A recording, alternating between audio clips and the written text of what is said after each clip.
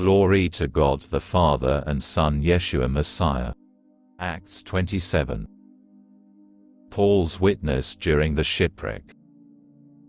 Once it had been decided that we should set sail for Italy, they handed Shaul and some other prisoners over to an officer of the emperor's regiment named Julius.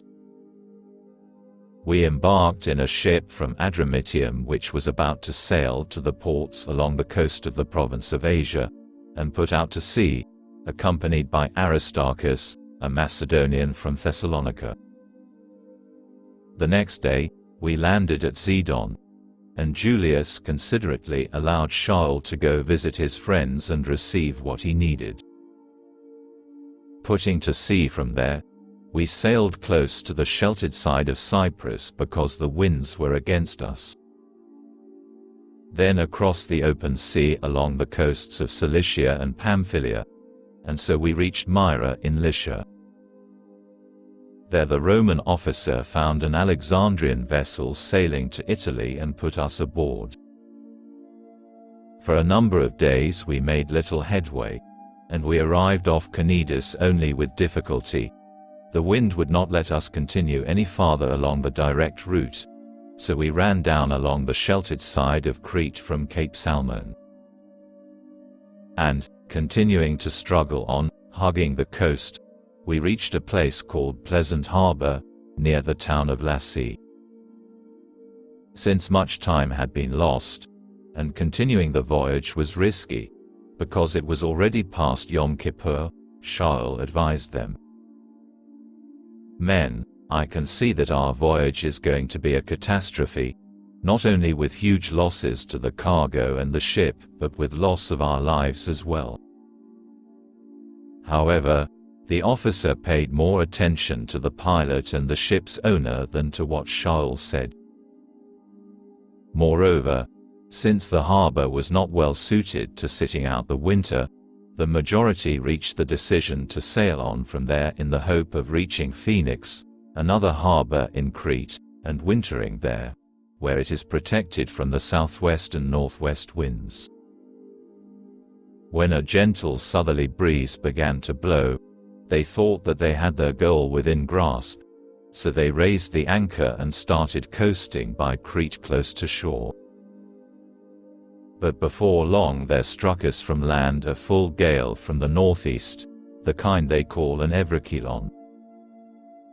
The ship was caught up and unable to face the wind, so we gave way to it and were driven along. As we passed into the lee of a small island called Corda, we managed with strenuous effort to get control of the lifeboat. They hoisted it aboard, then fastened cables tightly around the ship itself to reinforce it. Fearing they might run aground on the Sirtis sandbars, they lowered the topsails and thus continued drifting. But because we were fighting such heavy weather, the next day they began to jettison non-essentials. And the third day, they threw the ship's sailing equipment overboard with their own hands. For many days neither the sun nor the stars appeared, while the storm continued to rage, until gradually all hope of survival vanished. It was then, when they had gone a long time without eating, that Shaul stood up in front of them and said, "You should have listened to me and not set out from Crete. If you had, you would have escaped this disastrous loss. But now, my advice to you is to take heart, because not one of you will lose his life, only the ship will be lost." For this very night, there stood next to me an angel of the God to whom I belong and whom I serve.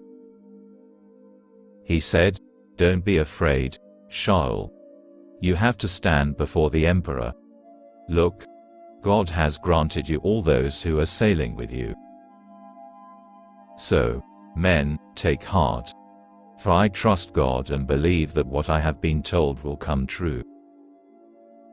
Nevertheless, we have to run aground on some island." It was the 14th night, and we were still being driven about in the Adriatic Sea, when around midnight the sailors sensed that we were nearing land.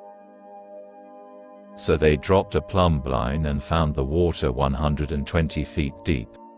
A little farther on, they took another sounding and found it 90 feet.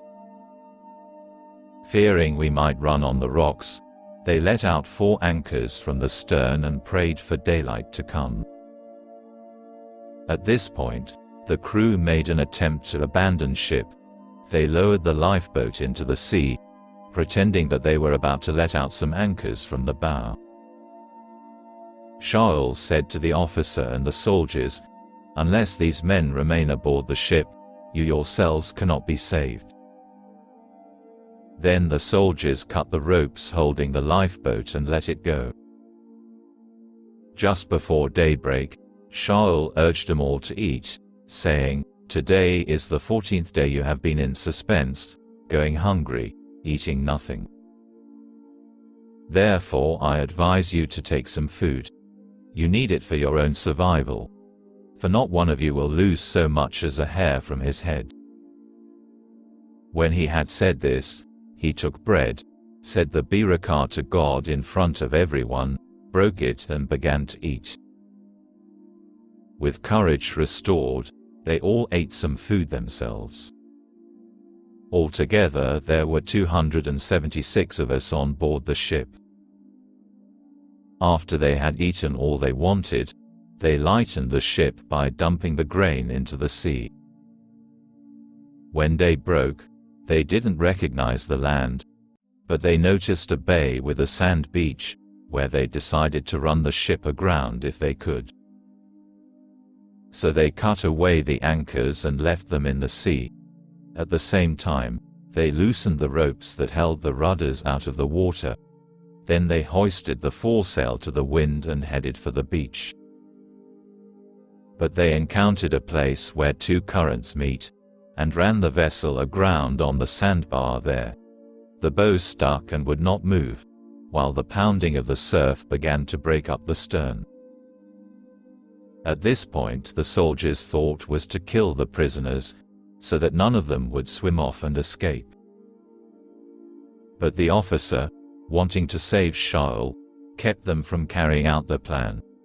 He ordered those who could swim to throw themselves overboard first and head for shore, and the rest to use planks or whatever they could find from the ship. Thus it was that everyone reached land safely.